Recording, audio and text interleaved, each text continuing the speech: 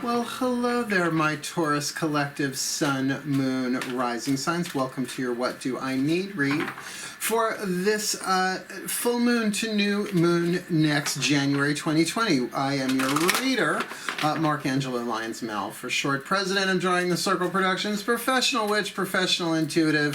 Very, very glad to be doing these readings for you as always. We are looking at the full moon in Cancer coming up on the 10th of January, moving through the rest of the waning part of the cycle to new moon in Aquarius on January 24th. I'll put out the one for new moon to full moon next a little before the 24th. If you are new to my channel, please do like and subscribe. I'm making my way to 1,000 subscribers so that I can do super live chat, make a little coin on the side. I do readings, you know, people come to the house or I make house calls. I'm working out of a place called Yogaholic on Long Island, one in Santa Mauritius and one in Riverhead. So yeah, I'm pretty busy. When I say professional intuitive, I'm not kidding. I have broom, will travel.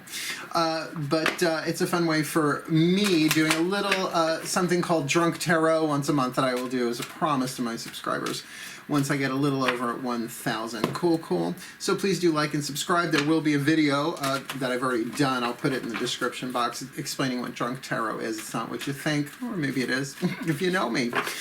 So let's get down to business. Please, this is a general read. It's sun, moon, rising signs, so do check your other signs if it doesn't resonate.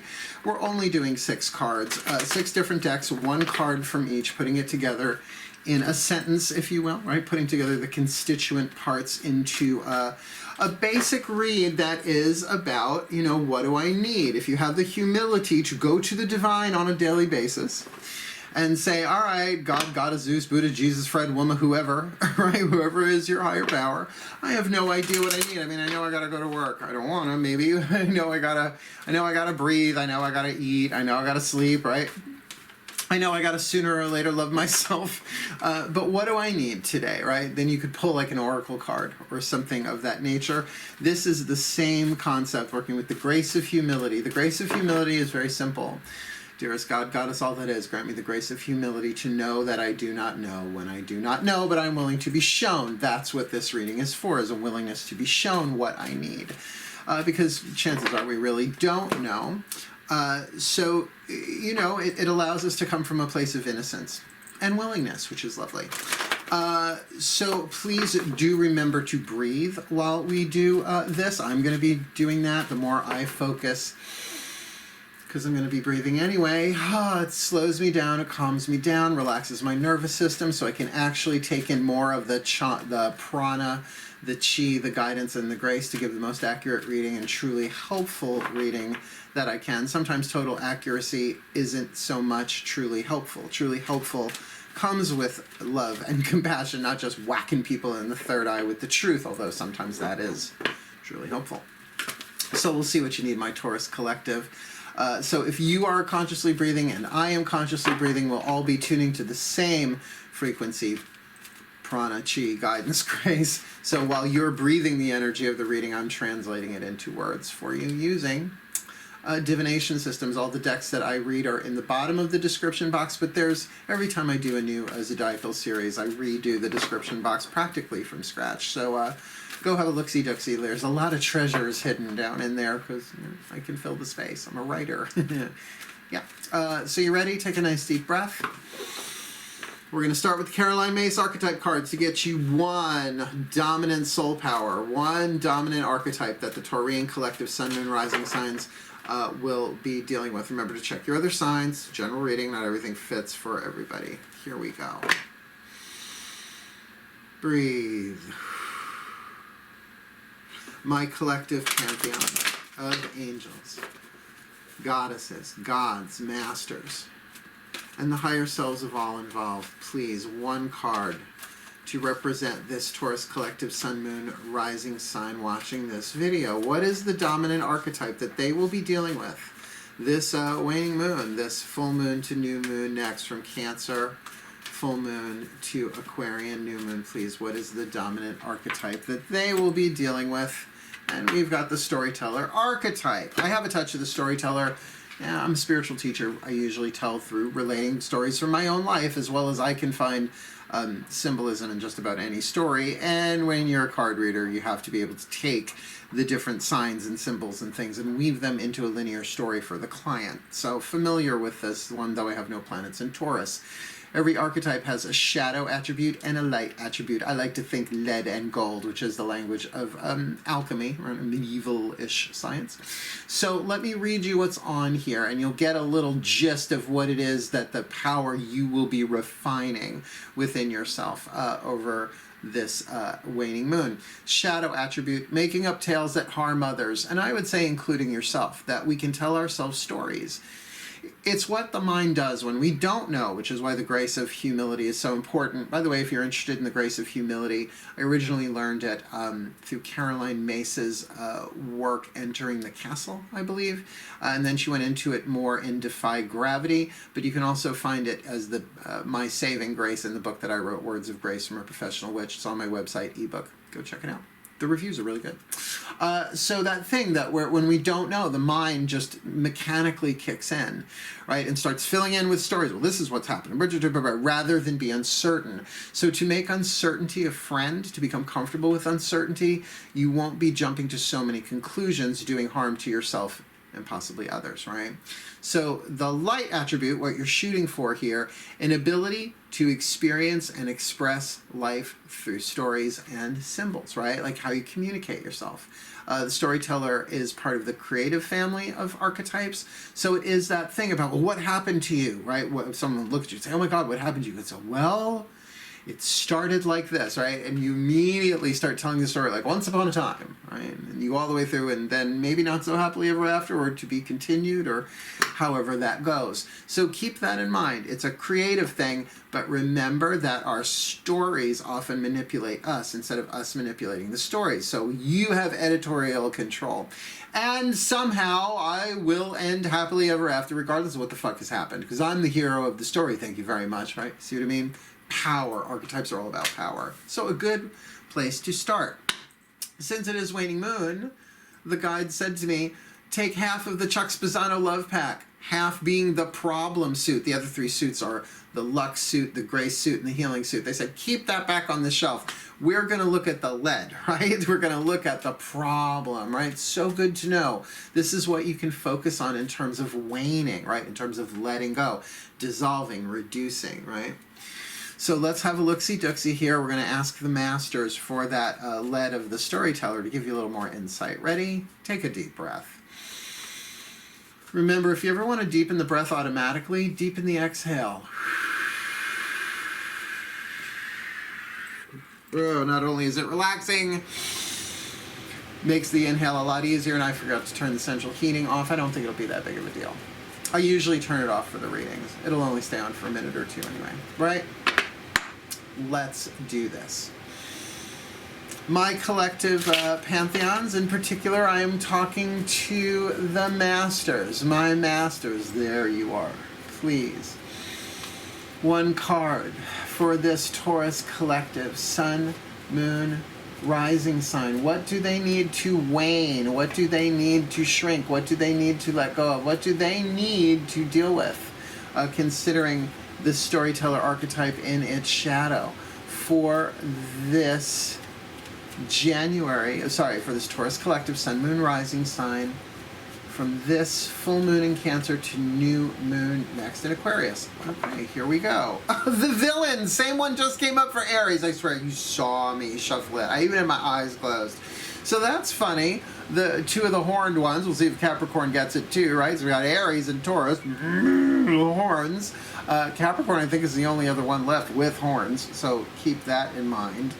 That's a little distracting. Hold on one second. Okay, it's still going, but it'll shut off in a second. So you might want to go check out the Aries reading, just because I go into it a lot. And I'll go into it, it might be a little different. The vibe I'm getting is a little bit different here. That particularly villains are parts of stories, right? We don't often use that word with the people in our day-to-day lives, nor do we think of ourselves as villains, even when our behavior can be in the shadow. So, you know, what is the shadow power here? Making up tales that harm others, whether through gossip, or bearing false witness. We're looking at one of the 10 commandments there. So you can see there's even something scriptural perhaps about this. So in this we have a villain tying a damsel to a train track, right? Throwing somebody under a bus is probably more of the colloquial nowadays. So it's really about keeping an eye on your villainous tendencies, because we all have them, particularly when someone is being villainous to us, right? Like we play victim, and the victim, there we go, the victimizer, which is the villain, both sides of the same coin, right? Like every villain, every victimizer was victimized. How did they learn it, right? And maybe there are some people who are just born that way, but I think in the majority, we all get violated in this world. Our boundaries get violated. So also have a look at the victim victor, V-I-C-T-O-R, as in victory, archetype. Not shown in this reading, but there's a lot going on there about setting boundaries and self-esteem and really determining who you want to be. Again, all about empowerment. Empowerment, I must empower myself. So keep an eye on the villain. Now, if you are dealing with somebody who you know is a villain, keep an eye on your own stories as well as the stories the person is telling. That's good to know, isn't it? Yeah, keep an eye on the stories, because man, aren't we just spinning shit left, right, and center? Which is good to see things from another perspective, but let us not forget truth, right? Like, what is actually the truth? Sometimes it is subjective, sometimes it's not. Because sometimes you feel like a nut, sometimes you don't. Almond joy. Let's take a nice deep breath and we'll get an overview from the angels, which I find very, very helpful, particularly coming out of archetypal terrain and then, you know, the villain, a problem card. Let's go a little bit higher, get the larger celestial point of view from the angels. Nice deep breath. Oh, my angels, please, one card in clarity for this Taurus collective sun, moon, rising sign, please. What is your celestial point of view of what they need? What do they need for this new moon, this full moon in Cancer to new moon next in Aquarius? Ooh, enchantment. Things are not as they appear. Now, not my favorite word, enchantment. I am a Virgo, right? 4 planets in Virgo. You're with me, Taurus, Earth sign. What the fuck is going on? Like, what's really going on? Like, I am willing to see things clearly despite the outcome, despite whatever comes or goes. I want to see things clearly. What's actually going on, right? It's like he said, she said, and what actually happened. I am interested. What actually happened? So, that's one part of it. And something that is enchanted is not as it appears to be. The other meaning to this one, which I don't default to, obviously, because I'm not thrilled with the word enchantment in general, but it does mean that there are hidden forces at work, and usually hidden celestial forces, divine forces, that this might be part of the divine plan, but it is disguised somehow. Now, Doreen Virtue had the artist do a unicorn. Now, people love unicorns. And yes, they are creatures of enchantment because, oh, they're so beautiful. Except they're thousands of pounds of raw muscle with a deadly weapon on its head. See what's there. Go read Lords and Ladies by Terry Pratchett. One of my favorite, if not my favorite, Terry Pratchett novels, definitely one of my favorite of all time. I don't trust the Fae as far as I could throw them, and I have Fae blood, right? So all of that enchantment, it's like touch iron, right? Iron is reality. I want to know what's the tea, right? So just be aware of that yes, there are some things going on here, that things may not be as they appear to be. So be very careful in the telling of the story of the villain, because there might be some extenuating circumstances there, a divine contract playing itself out. You might want to go check your twin flame or soulmate contracts December, January. Just saying. Feels a little twin flamey. And I wasn't feeling that for the Aries one. So let's get you a Daughters of the Moon Tarot, the voice of both the gods and the goddesses. Usually I use the Mythic Tarot for the voice of the gods. This time they said, nope, just keep it to these 6 decks, D-E-C-K-S. Let me just enunciate. So we're going to ask my pantheons of gods to give us one card here for what you need. Nice deep breath. My gods and goddesses, please. One card in clarity for this Taurus collective sun, moon, rising sign. What do they need? for this full moon in Cancer to new moon next in Aquarius. What do they need to know about? We've got the storyteller, we've got the villain, and we've got enchantment. And it's just storyteller and enchantment already has got me a little New Yorker-ish, right? I'm in New York. But that villain, definitely the bitter cherry on the top of this one. So please, a card of clarity, a piece of story, a tarot card here, my gods, for this Taurus collective Sun, Moon, Rising Sign. What do they need this full moon to new moon next?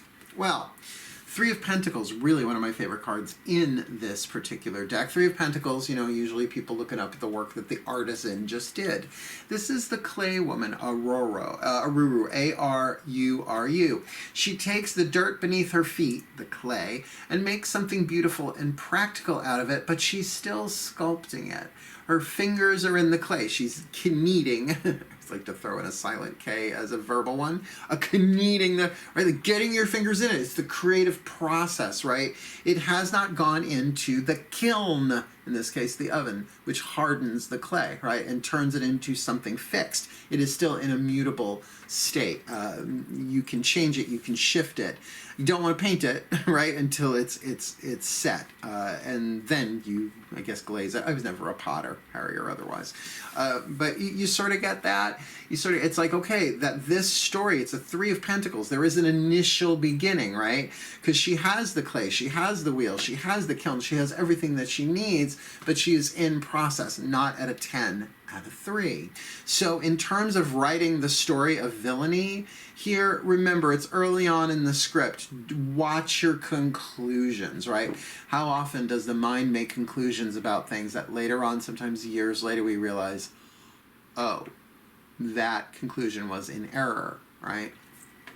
Keep your mind open, but be careful of stories, right? You say, okay, I will take that under advisement. I will remember that, but until this develops a little bit more, I'm going to withhold my final judgment. There we go, my final conclusion, which is why we're going to turn to the voices of the higher selves of all involved, meaning yours, with the Whispers of Love. And I love the Whispers of Love Oracle. What's not to love about the Whispers of Love? It's lovely. Nice deep breath.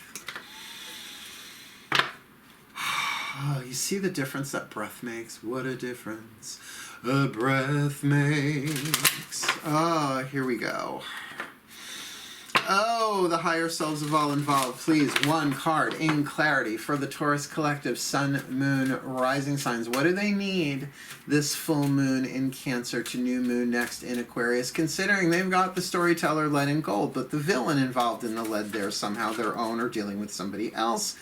In terms of making up stories that harm others, with that card of enchantment, that things are not as they appear to be, and that there are most likely some divine strings being pulled orchestrating this, that there's probably a lesson here, that there's probably something beneficial to be had, learned, and experienced, but may not look that way.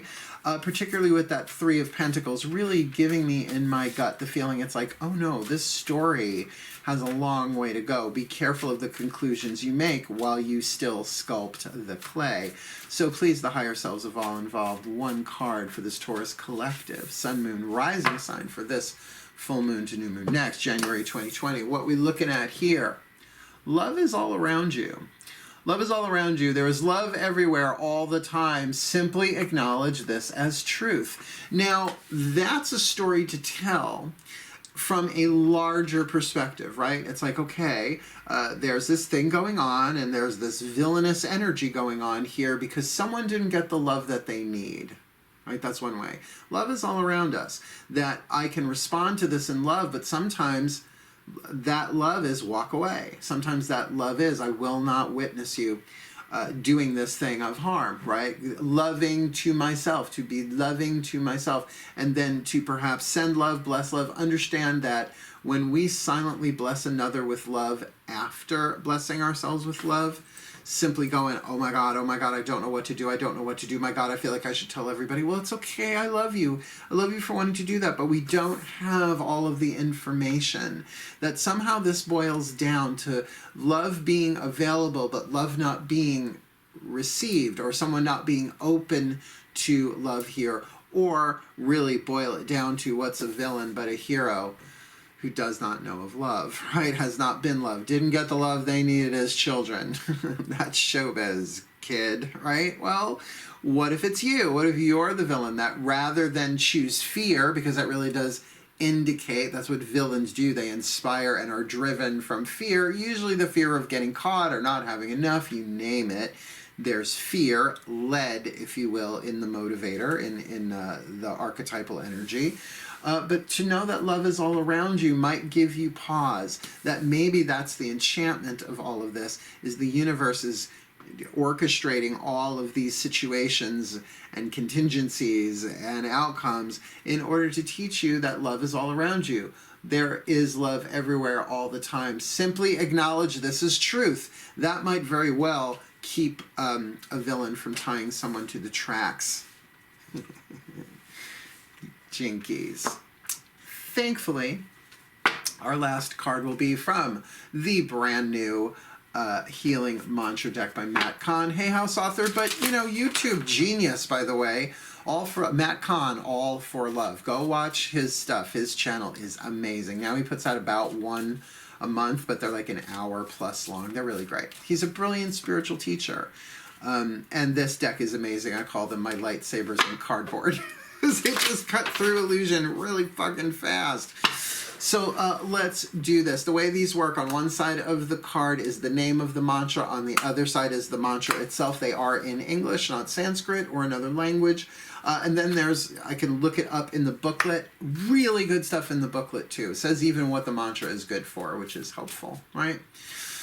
So nice deep breath. We're going to ask the masters again. Yes, we hit the masters twice. First for that Chuck Spezzano Love Pack card, and now as our ender for the healing mantra. So please go deep with me in the breath. Exhale. Inhale. Oh, my masters, please, one card in clarity for this Taurus collective sun, moon, rising sign. What do they need for this full moon in Cancer to new moon next in Aquarius, considering we've got the storyteller, the villain, enchantment, Three of Pentacles, the clay woman, and love is all around you for this Taurus collective. Please, what is the perfect healing mantra for them for this waning moon cycle? Allowing appreciation. All right, that's the name of the mantra. Allowing appreciation. The mantra itself: the value of my life increases each time I appreciate everything in it. I know it sounds like an affirmation, but it's a statement of truth that the more you say it, it's like a code. It's like training yourself. Yes, you can use an affirmation to train the subconscious. And yes, obviously it's the same process of it. But a mantra in Sanskrit means to cover or protect. So think of it as something going into this, not like a shield, but as like an extra layer of wisdom that aligns you with your soul's truth, right? So the value of my life increases each time I appreciate everything in it. The value of my life increases every time I appreciate everything in it. Now, that doesn't mean you have to appreciate it all at once. You could say, well, I really like the jewelry that I'm wearing. I like this ring. Or, I like breathing, right? Appreciate, we do it all the time, right? And Facebook and whatnot. Hit like, hit like, hit like. Like on this video, would you please like and subscribe? This is alphabetical, thank God, this deck. Easy to look up. So we're going right to the beginning with allowing appreciation. You see, it's only one tiny, tiny little page, but it's chock full. Here we go. Allowing appreciation. The value of my life increases each time I appreciate everything in it. When appreciation is allowed, everything is seen as a gift for the evolution of your soul. Okay? The more often you appreciate, the greater value you feel within your own life. While there is true worth in uncovering your life's purpose, most feelings of discontent are not caused by what you do or don't do. They are created simply by a lack of perceived value in your environment. I get how this plugs in. Instead of waiting for things to get better before you allow appreciation, you must be willing to acknowledge the value in all things. This will awaken the feelings of elation that are always alive within you. Alive, but often dormant. I threw that last part in. This mantra is ideal for increasing worthiness, decreasing feelings of scarcity, and raising your vibration, which would make sense with a villain, right? My darling, look, I know so many Taurians, and I wouldn't say that there's any of them at the top of my head that are villainous through and through. But man, can they be stubborn and stuck on an idea, right? An intention, and as a result, get tunnel vision. Like, Taurians really have two speeds: stop and charge, not even go. Like, there's no warm-up. They're pawing the ground, and the next thing you know, they're coming at you. So just keep an eye on it, particularly if you get triggered. If you're getting triggered, it just means you're not giving yourself the love and the appreciation and the time and the rest. The nervous system gets inflamed, it gets overwhelmed, and then, like, somebody looks at you the wrong way, and you just verbally, right? Now, you can keep that in your head. You can allow that voice to be heard. You can even appreciate that voice. It's like, yep, that's right. She is a, he is a, right, good for you. But you keep that behind the castle wall. That's going to give that anger within you a voice that does not need to be acted upon. Really, you want to talk about law of attraction? Align your conduct, what you say and what you do, with your highest virtue and your highest truth, knowing it will always evolve. So this way, you give that stuff a voice within yourself. Maybe you go to a counselor, depending on the extremity of it. But the more that you are able to allow appreciation, it's going to incrementally move you into this place of feeling more satisfied with where you are and what you have. Just appreciate your breath. You'll find the ancient meditative stillness of being, not doing or trying to attain. So let's put this all together. We got a storyteller here, which, remember, as a storyteller, you can tell a story of appreciation. You absolutely can. But considering that we're dealing with a villain here in all of this, and the villain indicated here, the shadow attribute, making up tales that harm others, maybe that's happening to you. Maybe that's not coming from you. Maybe you are dealing with that in general, right? With somebody who is villainous. So it would be helpful, right? The value of my life increases every time I appreciate everything in it. Like, appreciate your truth, your honor. Because remember, there's something enchanted here. This could be a test. This could be a test to see, like a litmus test, not a pass-fail, like a pH test. Where am I in terms of being balanced and ready to receive the good things in my life that are worthy of appreciating? Can I allow appreciation where I am? And remember, Three of Pentacles, just get your fingers in the clay. That makes more sense now, doesn't it? With this allowing appreciation, it's like, I'm going to start, I appreciate my skin, because if it wasn't here, ouch. Think about that. I appreciate my eyes, my ability to see, because imagine all of a sudden going blind. Now there are people who are, millions of people who are blind. You're born that way, they're, you know, or they lost it along the way. A tragedy, but people learn, grow, and adapt. Yes, their other senses might become heightened. So if you have your senses intact, right? Like, start looking at it differently. Now, that is coming at appreciation, perhaps through a place of guilt, right? Perhaps it's like, well, I should be thankful for this. But when you get that love is all around you, right? The last card, we didn't do them in the sequence they hit the table, but that the more you're willing to allow appreciation, the more you will see that love is all around. No need to waste it. You can have the town. Why don't you take it? Because you're going to make it after all there. I just married Tyler Mordew.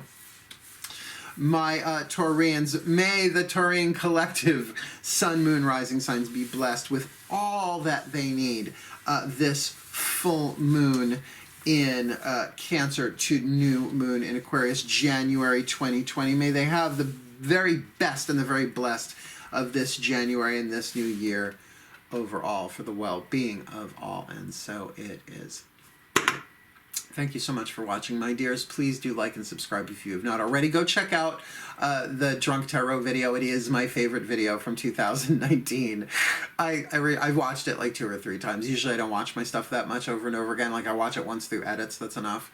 But that one really cracks me up. I had such a good time doing that. So I hope you will enjoy it too. And help me get to 1,000. Cool, and then we'll see what the next marker is. I'm taking these as I go. Marker. Thank you so much for watching, my darling Taurian earth signs. But for now, as ever, hail, farewell, and blessed be.